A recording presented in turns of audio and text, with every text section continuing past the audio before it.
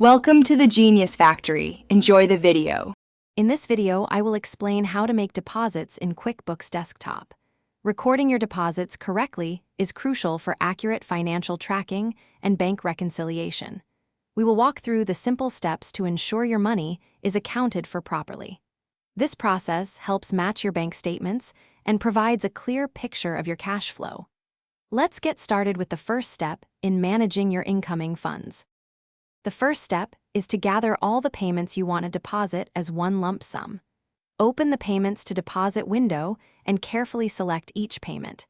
It is essential that the total shown here exactly matches the amount on your actual bank deposit slip.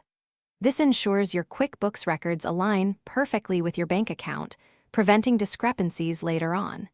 Take your time to review each item before proceeding.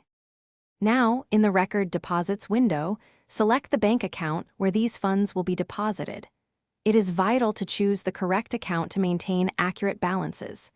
Next, enter the exact date you made the physical deposit at the bank. If you received any cash back during the deposit, be sure to enter that amount as well. This ensures all aspects of your transaction are fully documented. Before finalizing, take a moment to review the entire deposit summary. Double-check the total amount, the selected payments, and the bank account. Once you are confident everything is correct, click Save and Close to record the deposit. This action updates your bank balance in QuickBooks. Remember to reconcile your bank account regularly. It is a critical step to ensure your records match your bank statements perfectly. You've successfully recorded a deposit. Thanks for watching. If you found this helpful, don't forget to like and subscribe.